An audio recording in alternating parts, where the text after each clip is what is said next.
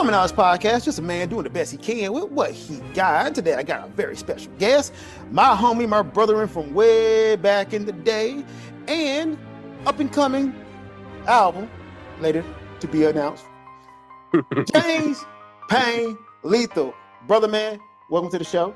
Man, what's up, bro? How you living, man? Man, slow motion. And today we're going to talk about specifically the halftime performances of the Super Bowl and the Turning Point USA alternative halftime show. Just the halftime show. Yes, guys, I'm going to do my regular thing while I do with Alex on the random show. But, you know, Payne is a musician. I'm a musician. So we're going to talk about this, give some critiques, and maybe bounce some ideas off of each other. Well, I mean, first off, man, I want to thank you for allowing me to join you on your podcast, Common Knowledge Podcast. Streaming wherever podcasts are available for consumption. I particularly consume your podcast through Spotify, but I mean it's also available on Apple Podcasts, and hopefully soon it'll be coming to the Netflix podcast streets. But I mean, right now, man, I consume it at Spotify, and I just want to thank you for having me today. Man, bro, before we begin, bro, is it okay if I partake of a cigar, bro? I like to have a cigar occasionally. It kind of helps me relax, get in my zone. Yeah, man, in my house, I can't smell the smoke, man. Go for it. That's what's up, man. Shout out to the local cigar shop that I purchased cigar from, Liquid Smoke. They hooked me up with a nice Mocha Monte Cristo. So, I mean, right now we got a Mocha Monte Cristo, so I'm going to have this. And I just wanted to give a shout out to them, shout out to Liquid Smoke, man. Some good people over there. If you ever in the Middle Tennessee area, look up Liquid Smoke, go check them out, man. They got cigars from all around the world. So whatever flavor you're looking for, they can get you in the game for sure. And shout out to cigars coming in flavors too, man. Like, yeah, long way from Dutch Masters. Yeah, long way, bro. Long way for the masters of the Dutch. Yesterday was it was commemorating the end of the 2025 season, the NFL football season, but we had the Super Bowl here in the early days of February 2026. And it was quite an interesting watch. I'm not going to say the game. The game itself, bro, it really was a snooze fest. But what was intriguing to me was the halftime. I think that the NFL, I believe that Rock Nation is still doing the booking. They are. For the NFL halftime performances, and it seems like they rolled the dice a little bit yesterday in choosing, one of the top 3 international artists right now. I mean, a very dominant artist is when you talk about streaming numbers. He's a well-known figure in the music world, but here in America, I don't think he's really a household name as of yet. But I mean, after yesterday, that's about to change quickly. I take umbrage with a few points, man. First, he is American. He's from American territory, so he's not an international act. He's an American act. I didn't mean to exclude him from American classification. It's just like, to my knowledge, on the Billboard charts, the highest that he's made it was 85. But on the international charts, to my knowledge, like you brought it to my attention off air, I mean, he pretty much is dominating. Dominant, yes. The stream stratosphere. I mean, with monthly listenership that close to 100 million monthly. I mean, that's ridiculous. That's pretty much the viewership of the Super Bowl. Yes. That was a good get. When you said roll the dice, I don't think they rolled the dice, man. I think that was a really good get for those people to get one of the most dominant stars in his prime. Because most people don't do the Super Bowl in their prime. You typically have people who are like legacy acts coming to the Super Bowl. Nostalgia. Yeah, but for the NFL to actually book this person was really a good get for them. So I don't think they rolled the dice. That was actually a well thought out strategy, and they better be grateful they got dude. I mean, on the other side of that coin, though, I think if you're Bad Bunny, the Super Bowl halftime show is probably the premier stage that you could want to be on if you were a performer. Where else are you going to get that many eyeballs outside of possibly being a headliner at the World Cup? That's true. That's true, right? The Super Bowl bounce and bump is true. Every artist who do the Super Bowl, their streaming numbers like go out the frame the next time, right? It's just obvious because most people don't know you got to pay to perform at the Super Bowl. You coming out of pocket with that? Yeah, you get your money on the back end from touring, shows, and streams. So yeah. On the back end, dude gonna make his money back. Let me just talk about the shows in general. Before we talk about both shows, why do you feel that there was a need for there to be an alternative to the main stage? It was totally political in this, and it was manufactured crisis and outrage. It was really a protest. It was a protest show. I do feel like this is the one-off. I think you won't see this again, but that's what caused this. It was a recruitment drive. That's all it was. Like, really? Oh man, Turning Point USA, there's no way they could have lost on this because if you just got people tuning in, you won. Like when you go number for number, viewership for the Super Bowl is like 130 million. Turning Point USA had maybe 6 million, right? That's not even 10% of the regular viewership. So if you're the NFL, that's a nothing. But if you got 6 million on YouTube, if you're Turning Point, that gives you a level of credibility in the social sphere. So you can say, hey, we had 6 million people listening. And you know, so if you're Turning Point, you won in that sense because, hey man, now you got some more stuff to market and recruit people with. Musically, wasn't bad.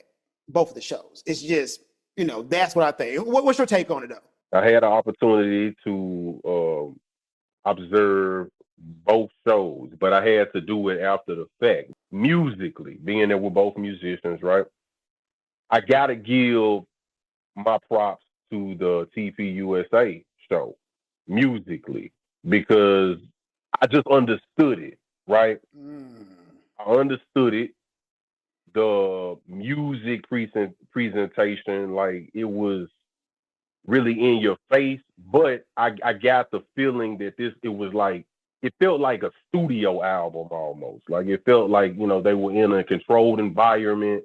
They had the audio engineers working overtime to make sure everything sounded optimal. You know what I mean? They had the controlled pyro, some things that I didn't necessarily care for, being that it was a controlled environment. I questioned the authenticity of the crowd. Was the crowd really invested in the performances that they were watching? It gave me a game show feel almost with the crowd. And then like cue the applause, cue the energy. When one of the artists was performing and his song was basically directly talking about current times. And it was like you could hear the reactions of the crowd. I almost feel like the crowd had to be cued in order to react to that, right? Now you got the big show. Audio mixing and things like that it left some things to be desired. It didn't sound that great to me. But the show itself, I mean, it was a movie. It was a 13 and a half minute movie of continuous, really in your face, nonstop action pretty much. So it didn't sound that great to me, but it was definitely engaging. It definitely drew my attention, and it held my attention for the duration of the performance. Totally disagree, man. And this is why the Turning Point USA seemed canned. Like the Super Bowl is a live performance, right? It's happening in real time. You got movement, you got feel, you got breath control. The crowd and the ambience, the stage is damn near another one, right? Contrast to Turning Point USA, where it felt pre-recorded. All that stuff felt canned, almost like a presentation. It was a presentation to try to say something, but it wasn't live. And it was mostly people on stage singing in one spot. There was no movement. There was no energy. Now, vocally, once again, if you got it recorded, I expect it to sound perfect, but that's not live performance. Now, when it comes to lyrics, right?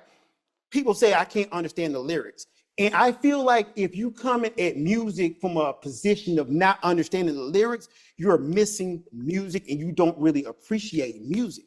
Even the great masters like Mozart, Chopin, Wagner, right? When you listen to classical music, you don't have no lyrics, but it gives you emotional depth. You feel it. That music you can feel. Reggaeton has a beat to it you can feel. It's not just about the lyrics. I listen to Elise Regina, Portugal singer. I don't know what she's saying, man, but the words, the emotional content, how she's singing the melisma, it reaches me. So if you're really a music lover and you need to widen up a little bit more, listening to music is about rhythm, it's about performance, and dare I say, it's about emotional content. So I got all that from Bad Bunny. I didn't get that from the Turning Point USA. Once again, good can singers standing in one spot singing stuff that was pre-recorded. Mm-hmm. So not a good show for me. It was pretty stale in the box. Like I said, it was in a controlled environment, and I do feel like it was pre-recorded. The transitions between one artist to the next artist, the classical element, the kid rock element, and then the transitions between artists, between acts, you can't do that on a single stage of that size and get one band off and the next band on in that tight of a window without it being pre-recorded, some type of breaks, edits, things like that. So that I agree. You call it canned, I just call it controlled environment, which is why I alluded to the fact that I feel like I question the crowd engagement or the investment of the crowd, because I feel like it felt game showish to me in that they could have possibly been prompted to react. But at the same time, the music, I know a lot of those songs. Mm-hmm. I've heard a lot of those songs. It was very Nashville, but Nashville is a powerhouse now. I remember when we were coming up, kind of was like hand in hand with hip hop, in that it wasn't all the way mainstream. It had a very niche market, and it wasn't commercially accepted. It was kind of like rebel music in a sense. But like now, like for example, the Nashville New Year's Eve celebration kind of rivals the New York City celebration in viewership, star power, and presentation. So it was very Nashville. So when you talk about that and the type of music familiarity, it definitely was targeted. I mean, they know their demographic. They're appealing to their demographic. They're doing that. But I'm not gonna say I didn't enjoy the music. I mean, I know a lot of those songs. I think the performers did a damn good job. Well, when you say performance, like did a good job, how? Because they was just stationary in one spot for the whole show. Right. I mean, yeah, stationary, but I'm talking about, the Grammys, those guys are stationary. You know, like I'm talking about how they delivered their particular set.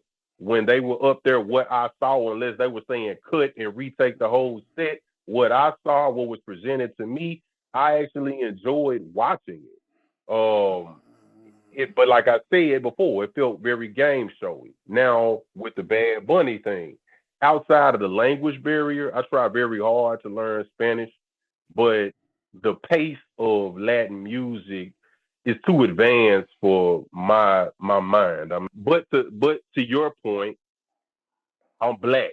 I mean, I'm acutely aware of how rhythm works, right? So I hear a beat, I see very curvaceous women dancing. You know, they got the pyro.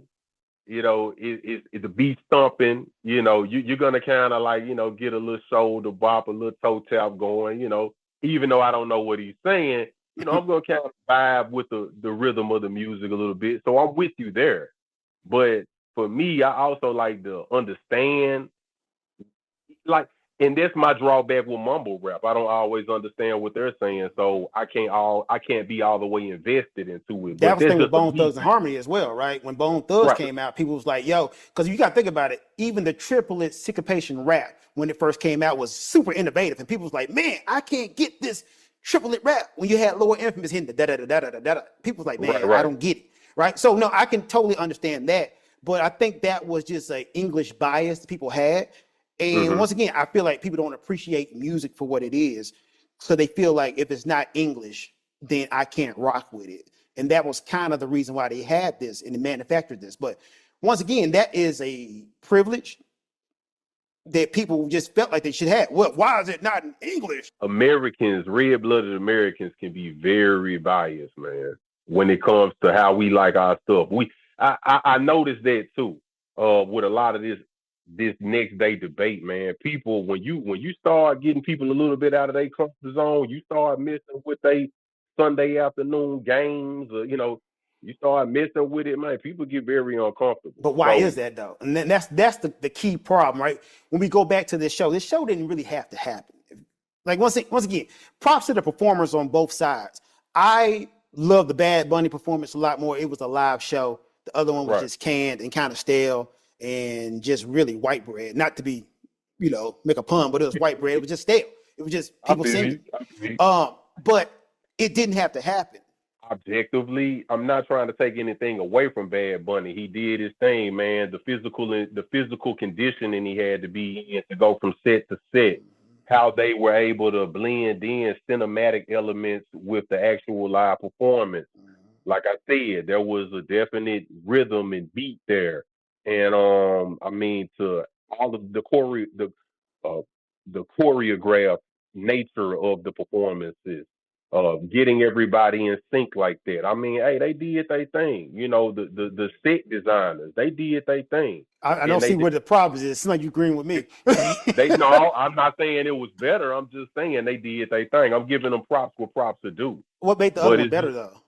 But the language barrier for me was a drawback, and I mean it's just I couldn't all the way get with it, man. It was just it's like I was watching it, but I wasn't really invested in it. If that makes any sense. So it's just the language. So you're saying had you understood the language, that show would have been better. The only thing that's not making that show better is the language. I think if I was Latino, I would have been over the moon. What? So you think you have to be Latino to appreciate reggaeton? I think I would have connected more with the frequency of what was presented. Okay, so what makes you connect more to country music versus rap music in other genres of music? Language barrier, and I mean, pretty much language barrier. I mean, if that's enough for you to say the other show was better, cool. But for me, that's not enough because for all the reasons you just gave, it was a vastly superior show. The TPUSA, I think it did a good job. Or if you're not familiar with those artists, which I was not, but I was very familiar with those songs, it gave me an opportunity to put a face with the song, just for me. So the contrast could have been true too, right? Because you were not familiar with Bad Bunny. Well, I know who Bad Bunny is, but not for his music. I know who Bad Bunny is because I'm a WWE fan. In 2023, Bad Bunny, they gave him a feature run, but they did a similar thing in 2025 and in 2025 with Jelly Roll. They did. And Metro Boomin had a stint too for WrestleMania. Metro Boomin. I didn't know that. I actually missed it. Yeah, he did a promo for them and everything. Yeah. Oh, wow. He was in Atlanta. Yeah. But I mean, like I said, I was familiar with Bad Bunny, but not for his musical exploits. I'm sure that I've heard his music before because I'm deep into the boxing community, right? And some of the spots that I go to for boxing shows, boxing has a very present Latino representation. I work with a lot of Mexican fighters, a lot of Puerto Rican fighters, a lot of South American fighters, and some of their walkout music possibly was Bad Bunny material. Whenever I'm going to, there is a very popular restaurant and bar where they do fight night, and it's all Latin culture. They represent pretty much everything South America, Central America, Latin America, and the Caribbean. And they play videos along with the music. So that's how I became introduced to J Balvin. I had never heard of him until I went to that venue. But when I'm not in that environment, I'm never presented with with that music. Well, that's my thing though, right? When you talk about venue in the Super Bowl halftime show, the Super Bowl halftime show is more of a party, a Hmm. celebration, and you want higher energy. I got that with Bad Bunny. I did not get that Right. with the Turning Point USA, right? That was more of a show that you should have at an intimate venue, right? That was kind of the problem I had with the weekend show. The weekend show for the Super Bowl was more like something you should have in an intimate venue that really didn't translate to the stage. The Hmm. Rihanna show was monotone, music was iffy, right? The Yeah. Kendrick Lamar show I thought was great. It was a protest, but his song wasn't really as upbeat. But when you're talking about something made for the Super Bowl and that type of audience, this is the type of music you want. And it really connects. Because once again, you want to keep the folks in their seat. Turning Point, man, it pars, man, you went into old drawn out, like slow songs. It was boring as hell. And once again, the songs weren't bad, but it was just boring as hell. I'm like, dude, is this what we really want now during a football show? It was just really an archetype of, hey, this is what you're going to take because this is real American music. I'm like, bro, this is wild. The choices Def, y'all made. definitely, it definitely was intentional. Mhm. Definitely was intentional. I'm just gonna say it like this: when I was watching the TPUSA show, it gave me this spirit of rebelliousness. If You that know makes why? any sense, You know why though? because they forced it. They wanted it to feel like we're going against the grain. That's how they wanted it to feel. It was well placed propaganda. That's all it was. It was streamlined propaganda, and it was designed to make you think you're counterculture when you're really not. You're kind of in this weird spot, right? That's what the whole programming of that whole thing was. It was just straight up propaganda. Well, I mean, I guess that we could say culturally. What is cultural? When you say culturally, what do you mean by culture? We need to define that because that buzzword gets thrown out there. What you mean by culture? Well, see, I struggle to ask myself what's American culture because I don't think that American culture is country music. That's just one element of it. America has so many different tiers to when you talk about culture, right?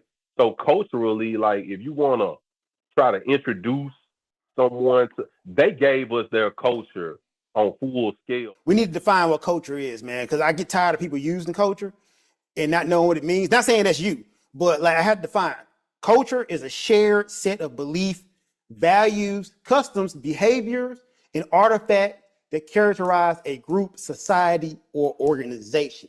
So when I hear people say culture, are you trying to make a certain culture a dominant culture? Because in America, we're supposed to have a culture of diversity. That is our main strength. Just to be honest, man, I'm a blue collar guy. I believe in hard work. I believe in. I have a faith. I have a strong faith about myself. I believe in the concept of family.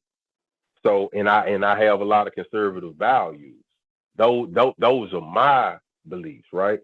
Um, so yeah, but I'm not trying to say that I identify 100%. Like I'm not about the identity politics. Well, I'm I don't not see about. how that's different from like Bad Bunny's beliefs. When you say your beliefs, I don't know how that contrasts with anybody else's beliefs as well, right? It's an artificial barrier that we make that we try to Well, say like these are my beliefs. Well, how you know they're not my beliefs either, right? no. So get this right. As I was watching their performance, I was thinking to myself like, wow, this story that they're telling. I saw an engagement. Mm-hmm. I saw a wedding. Mm-hmm. I Real wedding, by the saw. way. I saw. I didn't know that, but I Mm-hmm. saw a child in a barbershop chair. I saw cornrows being applied on a porch. I saw a game of dominoes, right? I saw all of these different things. And I was thinking to myself, like, dang, how come now this is probably where I'm about to lose you and probably lose your audience. So it might come off as being kind of a hater, right? But I was like, how come it takes Bad Bunny to present an image of the nuclear family intact from creation and maturation, right? But then when a lot of the times when we get our hip hop acts up there, it's all about booty shaking. Nah, it's It's not. all about gangsterism and crip walking on stage and all that type of thing. Like Huh. about the like remember when Dr. Dre and them did it, right? The hydraulics and the blue rags and the red rags and But that's part of the American culture, though. Like, for better or bruh, worse, it's part of the culture. but bro, like I think that fundamentally, bro, that's like it's a kryptonite for us also, bro. Because Uh, being black in America, bro, we don't get the nuclear family promoted to us like that. but why not? That's a good question. I So, ask myself I that. mean, that's a I ain't gonna say a loaded question, but that's a question that has a bunch of parts to it that you can't just really just sum down to that. But my question is, why do you need that in a show? And Why? just because he conveyed it doesn't mean that that's not something or values that black folks don't have, man. So, I mean, once again, but that goes back to your conservative values. You saw all that in Bad Bunny show, so that means y'all values are the same, right? Yeah, but then there's the language barrier that makes it where I can't fully invest into the show. So the language is really like getting me, right? And I feel like, let me just say this. This is propaganda to a T. And let me just define propaganda, right? Because propaganda is information often biased or misleading, used to promote a particular cause, doctrine, or point of view. That's the definition of propaganda. And why this qualifies as propaganda is because Turning Point branded their event as the All American halftime show. So that Mm-hmm. already frames it Very, very misleading. frank. So Very frank. misleading. And the misleading part is calling it all American because that implies that Bad Bunny is not American, which is false. He's Puerto Rican, and Puerto It's Puerto Ricans are Rican. American citizens. Full stop. Mm-hmm. There's no argument They about can that. travel. They can travel in. They actually got the golden ticket when you talk about being Latino and being connected But to let me finish. America. Let me finish though. The doctrine part of propaganda. I'm just trying to say why this is all propaganda. The doctrine part, the message that's being pushed isn't about music or performance. This wasn't about the music and performance. It was about right-wing culture and the narrative about who is an American. That's why people said Bad Bunny, he's not American. Like, no, he is American. So the subtext is that he doesn't speak English or he doesn't fit into our cultural image. So he's not American. And that's a Eurocentric way of looking at what an American is. And I can't do it, right? So when you talk about language in America, there is no national language. There literally is no national language. And if we want to be honest, Spanish was spoken in America long before English ever was. So it's a weird thing to me. But they gassed everybody up on the right wing to think that, hey, if you don't hear English, somehow you can't invest in it. You can, because it's literally American culture. It's the same argument with Black history. Like, yo, Black history is American history. Puerto Rico is American culture. Folks don't even know how we got Puerto Rico, right? They don't know the history of it. Like, sorry, man, not to get on this tangent, but it No, makes me mad. please do, because it's something that you said that I would like to unpack after you finish the Yeah, point. Please. it makes me mad because, like, in Japan, I dealt with the idea of the default American. So they think the default American is blonde, white, blue eyes, right? So when I come into a room, they'd be like, hey, man, what part of Africa you from? I'm like, from America, right?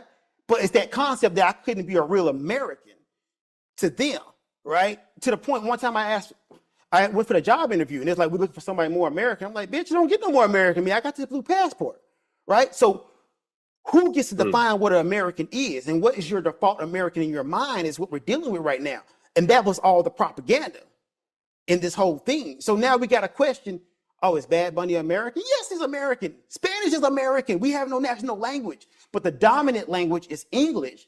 And because of our privilege, we think, oh man, of course everything should be in English. You're not catering to me if it's not in English. When it's supposed to be a worldwide event and America is supposed to be known for its diversity. So The it's Super Bowl is a worldwide event. yeah. I know I don't think it is, but I think that that's the direction that they're trying to. They definitely are trying to globalize American football, but I don't think that I'm sorry, that's the point I was trying to make. Fair point. I, Yes. I don't think that they're trying to globalize American football, but I don't think that it's working as well. A global sport is Football, soccer. FIFA. Yes. That's global. Football. this is an American creation, a USA, a United States of America creation that we're trying to export to the world. That's what I think. But I didn't. No, you're right. No, you're totally right. It is American export, and that's the point I was trying to make. You did it a little more eloquent to me. I appreciate that, because we do have football matches in England, France, some in Mexico. They're trying to make it more global. They actually have their own American Football League in Japan too that they asked me to try out for, and I was like, nah, I can't do that. But so they're trying to make it a global sport. Why did they ask you to do that? Why? Because you're black? No, not because I'm black. Because I was in the gym and I was cocking up 315. Right? That's why. Like, they literally looked at me and said, "Oh man, you're pretty big, man. Don't you want to try out for the American Football League?" And I ain't gonna lie, a part of me was like, "Yeah, man, I could do it. Hell, relive the glory days." But then I was like 39 at the time. My right brain kicked in and said, "Man, sit your old ass down, man. You better go out there and kill yourself for football." For amateur football, no, semi-pro football, for that little ass check. So I talked myself out of it real quick. But now they asked me, man, they're like, "Hey, come try out." I'm like, nah, dog. These brittle bones can't take it. But nah, because I was cock diesel. Do you feel like there was messaging? Do you feel like there was some subliminal messaging, or do you feel like there was a corporate agenda with this? Which what? Both shows? Yes, please. Yes, both shows had their own corporate agenda and social agenda. When you look at the Bad Bunny show, the corporate agenda for the NFL was, hey, how do I expand my brand and make it more internationally appealing? So I got Bad Bunny. One of the most dominant languages spoken around the world is Spanish. There's way more Spanish speakers than English. It is the most dominant language. Exactly. So how do I get into that market? Bet I use an American to break into the Spanish market while also highlighting our diversity. It should be a win-win, right? But on Turning Point, hey, this is an opportunity to push your agenda and, dare I say, frame what you think an American is. So for them, like from Turning Point, it's like, okay, I'm cool with everything Trump is doing. I'm cool with these deportations and the racial bias and the discrimination that's going on towards Hispanic people. How do I promote that and how do I recruit more? Well, hey, I do an alternative halftime show. So, like I said, it's just, for Turning Point, it's a fundraiser. For the NFL, it's a way to break into the international market. That's the corporate spin on both sides. Like, they both used it to try to gain more people. Well, I will agree with you that I think we're in a highly political climate. I think that the two shows, you say it would be a one-off. I don't think so, bro. I think that they just opened up something. Where it goes from here, I don't know. But they're trying to get people out of neutrality, and they want you to pick a side. And that's what concerns me, where we are today. They want you to pick a side. So what's the size, though? If you don't mind me asking, like, let's try to pick out what's the size. Okay, so like Bad Bunny's, I guess you would call it the finale, when you see a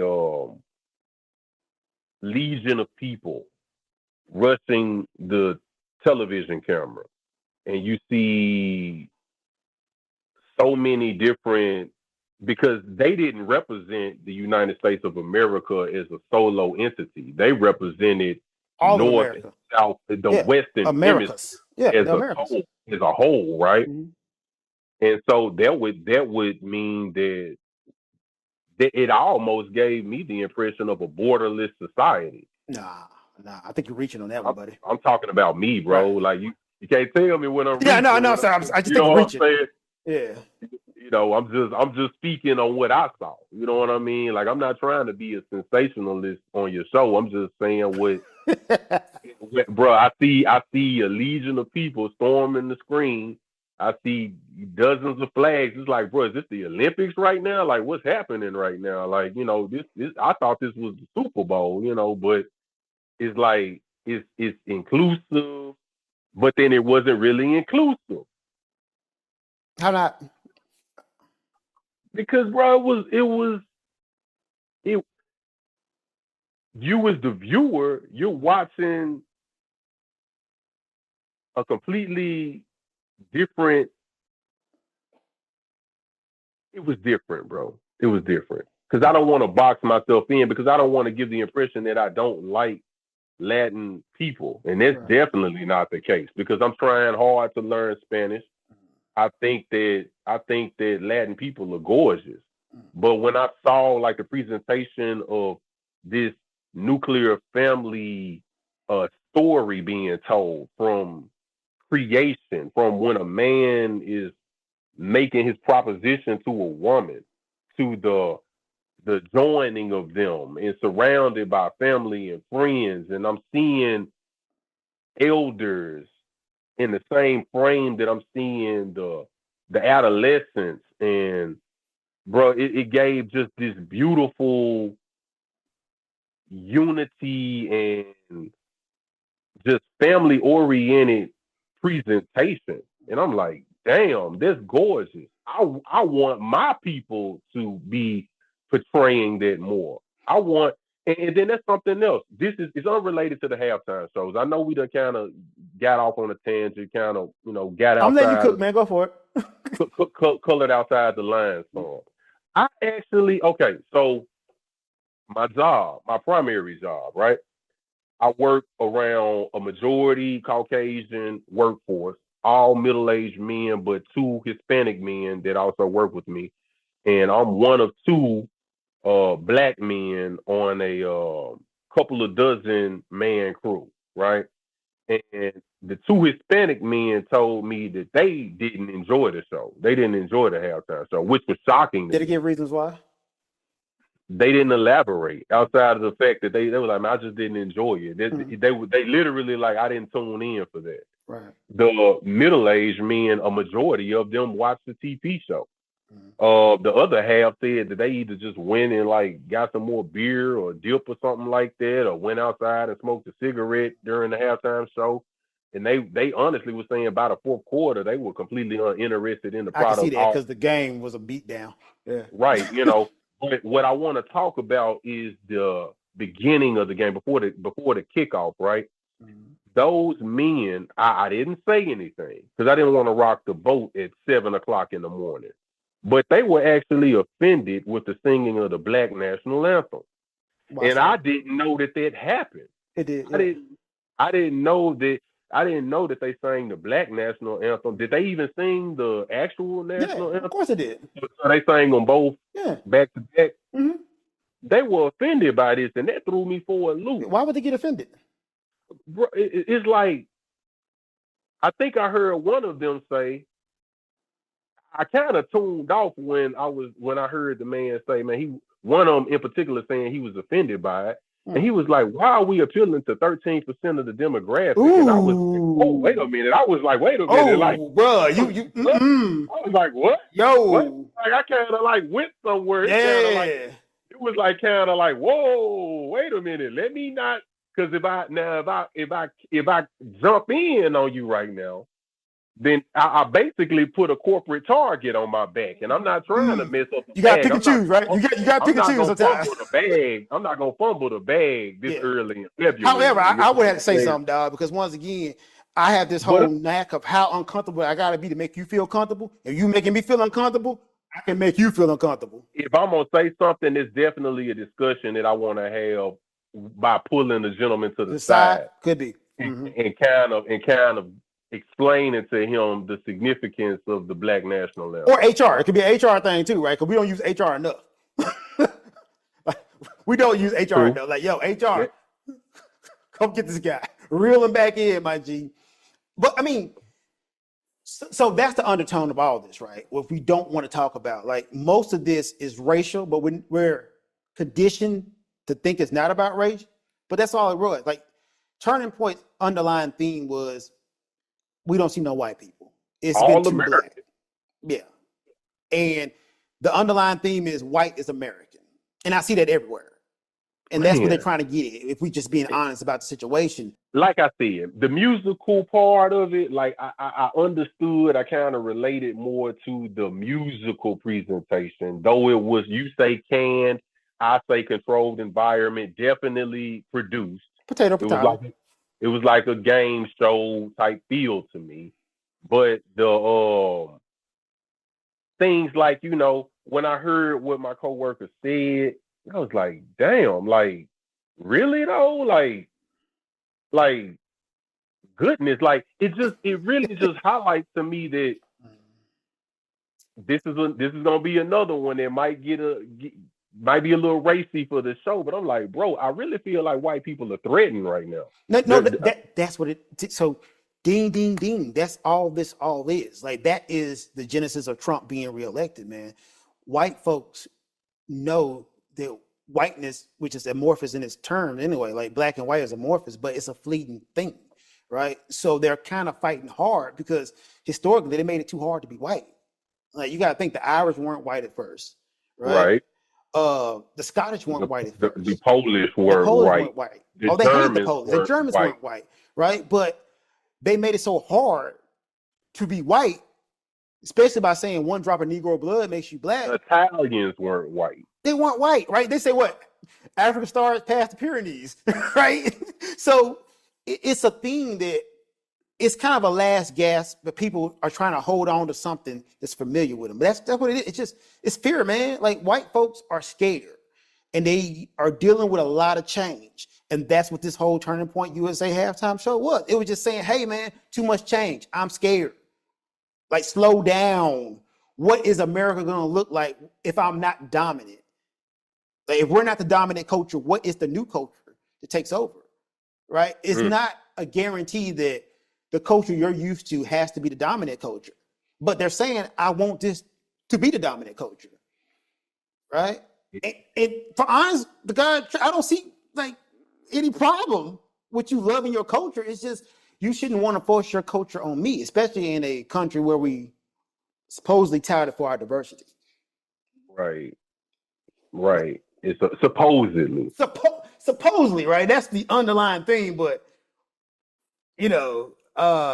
what we say and what we do are two different things. But no, that's the whole underlying thing. Because I keep telling everybody, black folks in general are conservative as hell. I think black people, right? I think black people have to be either conditioned or they have to be either coached into views and values that don't coincide with a conservative nature. That's my personal opinion.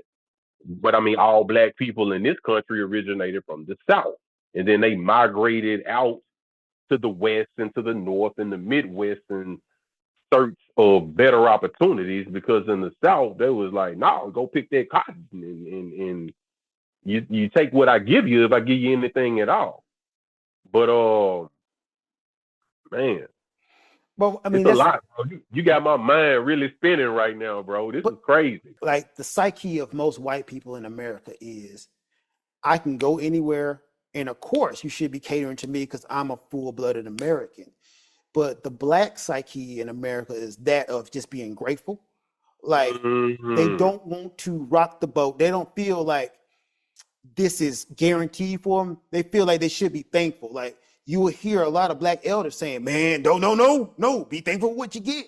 That's not a white psyche. White people like, of course, I should get more. This is what should be happening to me. We think in two different ways. And that kind of leads us into like not really demanding a lot of things because we feel like, well, be thankful for what you get. It's a really dangerous way of thinking, man. But I've noticed that with a lot of black people, especially my black elders, man. Like I tell them, like, no, I've seen black folks do wonderful things, so much with less. But we don't have that inner love to be like, hey, man, I deserve this. It's just be thankful. Don't rock the boat. And white folks are not like that. That's why a lot of white folks were okay with sending the National Guard into underserved communities, the black communities they're never going to go to. Like, why do you don't have a dog in this fight? You're not going to South Memphis. Okay, let's say you deploy the National Guard in South Memphis. All right, they're in there now. Crime went down magically. Are you coming back to South Memphis? Are you going to bring businesses? Are you going to patron these black businesses in South Memphis? No. It's just, hey, I feel like this, and this is what should happen. So yeah, it's a weird thing, man. When I look at it in its whole totality, and this whole turning point thing, it's just another arm of that. Once again, music not bad. Like the music was good in both shows, but it's just what it symbolized that I didn't like. But one more thing that I would like to say, because I don't even know how long we've been talking, bro. One more thing I would like to say. I'm tired of when I want to view sports. I'm tired of sports trying to preach to me,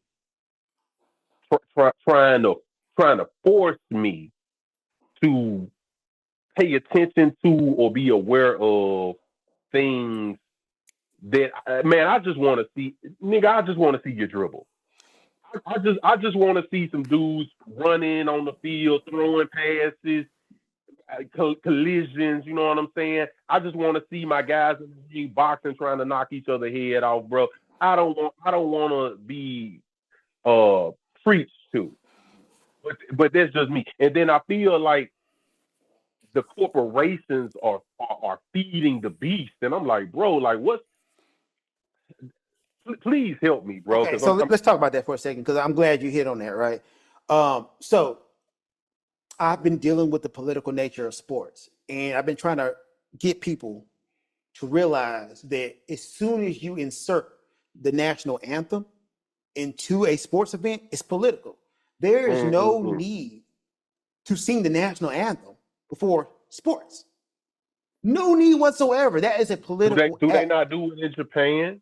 Do they not do it in Mexico? No. I know for a fact they do. They don't do it in Japan. They just play the game.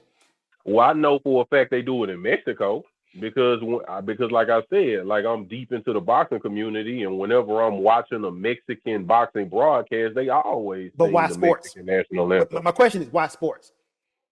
Because when you go to work, you don't see the national anthem. Like before you start work, you don't start the national anthem. When you go to church, you don't see the national anthem.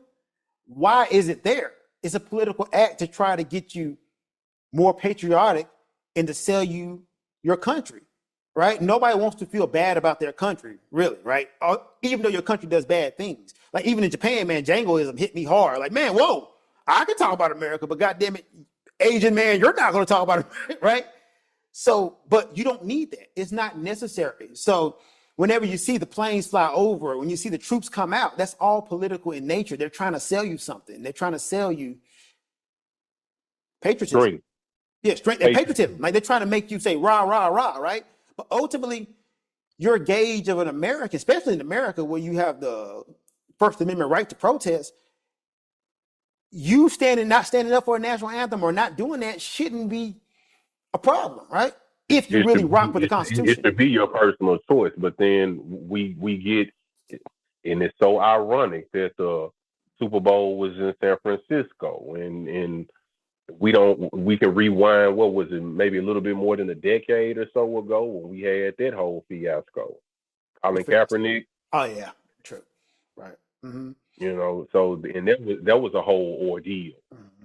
That had everybody, well, what happens next? What are we doing? Where do we go from here? Mm-hmm. The whole shut up and dribble thing. And but then here I am, I almost sound hypocritical because when I'm looking at a sports broadcast, that's really what I want to see you do. I want to see you dribble. Well, see, the problem is, right, I think a lot of folks aren't against political messages. They're just against the message they don't like, right?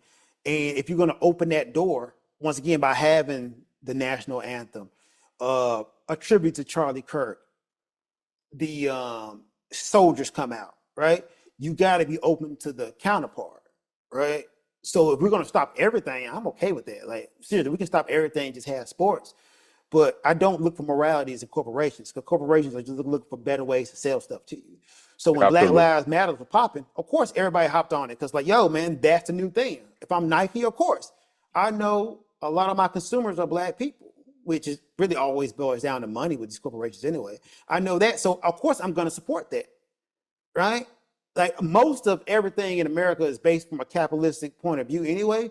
So even the civil rights, man, like what got them folks to their knees was money, man. Them folks stopped investing in America, man. That black dollar went out, and they're like, man, shit, we gotta change shit. Because the only thing desegregation really did was desegregate our money.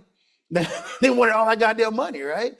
So that's always how you've been able to bring America to its knees, right? It's through the money. But no, I don't expect morality from a corporation. They're gonna flip flop. I mean, that's why as soon as Trump got elected, man, they started killing DEI. It's like, no, we don't need to do this no more, guys. We go, right? Because they don't have a stationary position in America. But once again, if you want to keep all politics out of sports, I'm good. But let's start with the national anthem. Let's start with the troops. Like, just have the sports. If you want us to shut up and dribble, cool. Get all the politics out of there, man. In my opinion. So does that eliminate the need for the Olympics? Have you been paying attention to what's happening at the Winter Olympics? No, how did the political? Give me the example. They're just getting ready to kick off if they have not, well, I guess it's not the proper term for kick off. They're just getting ready to break ice on the Winter Olympics or whatever. And the entire discussion, and I don't know if it's isolated to American athletes, but American athletes are using the platform as a place to expound their political views, rather than talk about, hey, I'm excited to be here and represent my country, and we're going for gold. They're talking about everything but that. They're I'm talking okay with about. that. You are? Yeah, I mean, the Olympics have a historical precedence, right, of being political. Even when Hitler was Time Life Man of the Year, and they had the Olympics in Germany, and if I'm not mistaken, was it Carl Lewis came and whooped everybody's ass? Then you got John I Carlos. thought that was Owens. Am I mistaken? Jesse, I'm sorry. Thank you. Jesse Owens came with everybody's ass, and then the Black Fist in Mexico City, right, to show that, hey, there was unfair treatment of black people in America. That wasn't Mexico. That wasn't Mexico. My bad. It was Mexico City. That wasn't Germany. My bad. That wasn't Germany. My bad. Mexico City. Yeah. I mean, we're getting a little bit. You get what I'm saying, audience. You know what we're saying. We messed it up, but that is something they do, man, in the Olympics, to try to bring like awareness. Yeah, awareness and light to social things you don't like. And America is going through a hard time, depending on what side of the aisle you are and what you think. Right. I would say it's hard on everybody, but they positioned us against from each other, right? Well, going back to the turning point, man, like, you can't manufacture a crisis and do separation and then be like, we're doing this separation to bring us together. It's an oxymoron. Like, if you really wanted to bring Americans together, you would have still had that goddamn same one and maybe talked about why you didn't like it and bring the conversation forward. But like, breaking apart made no damn sense to me. You're literally separating yourselves. So it's a weird thing, man. Like, I listen to people, well, we got to come together, but I don't want you goddamn Spanish people speaking people who are Americans to be in here. It's like, what are you saying? What are you really trying to say? I hear what you're saying, but what you're saying and what you're doing, your actions don't line up. So if you don't want these people to be American, then hell, just let them go free. Let them folks be their own independent country. Give them their independence so they can have their own foreign policy, and we can't dictate that and use that country like we have been using it as a tax loophole. That's all we use Puerto Rico for. It's a tax loophole. Corporations love it. Most of our pharmacy drugs and medical equipment comes from there. We pay them folks low wages, and we don't have to pay federal taxes there because it's a territory. That's what we use Puerto Rico for. So you guys you want the benefit of that, but you don't want them folks to be citizens. And that's pretty much why they had to make them folks a state, because you don't have to pay full federal income tax there. Corporate loophole. So, but you don't want those Spanish-speaking people to be Americans, then damn it, give them their independence like we did the Philippines. A lot of folks don't know that. We got the Philippines. We used to, but we gave them their independence, man. Like, after the Spanish-American War in, what was it, 1898, I want to say? After that war, and we beat Spain because of Cuba, we got Guam, we got the Philippines, we got Puerto Rico. That's how it became a territory. Puerto Rico didn't ask to be part of America. We took that shit. So now it's part of the fold. If you don't want that in the Virgin Islands, man, let them go. Just be like, yo, it's just straight up 49. But no, y'all ain't gonna do that, because it's about imperialism. And what imperialism wants is not diversity, it wants assimilation. How dare you guys have your own culture? How dare you guys not get with the program? You need to do what we're doing because we conquered you and this is imperialism and you got to spread the empire and you do what the empire say. You step out of line, you get whacked. That's basically what we're saying with all this stuff. Mm. I mean, I think it's interesting how you have two different ideas about what unity is. On the one side, you got unity being presented as inclusion. I feel like that was the Bad Bunny show. And then on the other side, you have unity as we have a shared belief in what we feel like traditional America is. What do you think? I can agree with that, man. The only problem with that is your traditional beliefs. You have a right to believe that, but you don't have the right to push your beliefs on somebody else. And there's Hmm. no one way to believe or to do a family. I think I've said this many a times. The problem is we're looking for a traditional family archetype in an untraditional world. Things have changed. Traditionally, man, the man went and worked, women didn't work. Traditionally, but thanks to women's suffrage, which I think is a good thing, women can go out there and work, right? Is it bad? Is it good? It's just different, right? Not to say that. But when you try to push your culture and your shared beliefs on somebody else and not respect theirs, that's kind of when I have the problem, man. It's like, yo, you But have a right to then, believe what you believe. but then that kind of, so the fact that you just said that, I mean, 4 months ago when Bad Bunny was on the Late Show, when he was saying, if you don't understand what I said, then learn Spanish. Mhm. Is that not pushing his ideas or his beliefs Nah, on us? no, that's right. But Because it was you just reactionary. said that. No, it was reactionary. It was a reaction to people saying that he speaks Spanish. He wasn't American, right?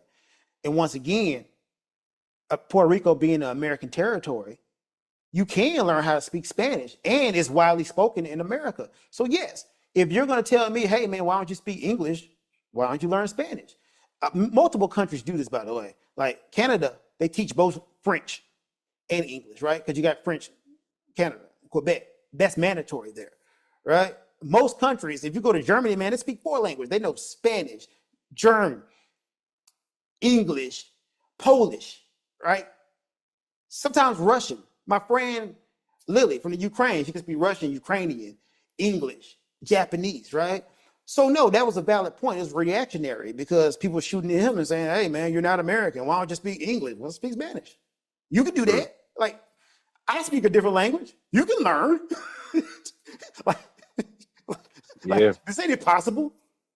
Well, I mean, I think one show was trying to illustrate where they feel culture is going or where they feel culture already has arrived to, while the other show was saying, "Hey, this is the culture or our ideal culture that we're trying to protect." No, that's exactly what it is. Yes, I agree. That's exactly what Turning Point was trying to do. We're trying to protect this culture, but I will pose to them that your culture is not under attack. You can still have your culture. Nobody's taking it away from you. It's that straw man argument of the coffee shop where the man goes to the coffee shop. He's like, he goes to the barista, and the barista says, "Hey, you want a new mocha frappe latte mocha?"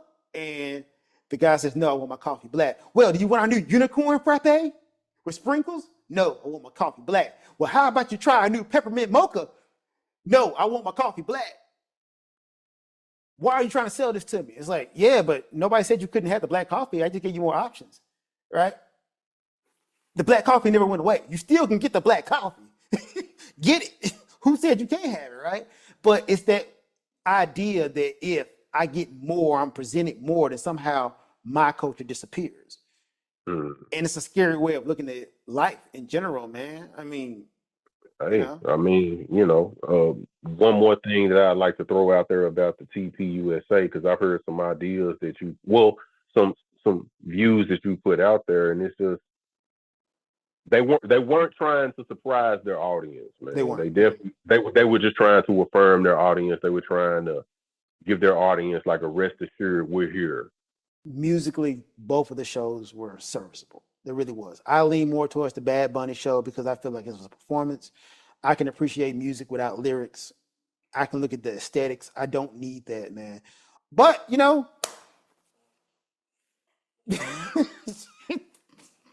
That's the Common Knowledge Podcast with my homie James Payne Lethal. Look out for the album. And brother, man, thank you for being on here to discuss. I know we kind of went all over the place, Yeah, we but did, man. But I yeah, enjoyed the conversation. Yo, if I yeah, could get a few things out to your listening audience before we bounce. go for it. So, first and foremost, man, thank you for your time. Thank you for allowing me to be a guest and to participate in this conversation with you on the Common Knowledge Podcast. Like my man says so often, he's just a man doing the best he can with what he got. I am James Payne. My artist name is James Payne Lethal. You can find me on Instagram at James Payne Lethal. And I would encourage everybody if you would just, indulge us. In April, we have a collaboration album coming out. It's executive produced by the host of this show, Marcus L. Spade Johnson. And the album is called James, and it's a collaborative project between myself, James Payne Lethal, and Pistol Paco. All of us originate from Memphis, Tennessee. I think people, if they take the time to listen to this project, what they'll find is they will find a form of unity on this album because we reached out to people all around the world. We were not selective. We were not, no, don't. You give it too much. You give it too much. You give it too much. Let me get out the bag. My You bad. give it Oh, too my much bad. now. My bad. My bad. But My let me bad. say, you will be surprised. We My did bad. go all the way around the world. Well, I mean, hey man, I just want to let people know, like we work really hard on this thing. I mean, it's very grounded. It's real. You know, we coming from the heart, and I really enjoy it. I really enjoy it. I think it's a good listen. I think it's worth your time if you take the time to indulge us. I do also have other projects that are available for consumption on all major streaming platforms. And I'm hoping to be more frequent in this conversation space. So, like I said before, man, I appreciate your time, bro. Thank you for letting me join you in this conversation. It's been an absolute pleasure. And I hope the people that can draw their own conclusions and make sure that you reach out to Marcus and let them know what you thought of the performances. Which ones that you prefer?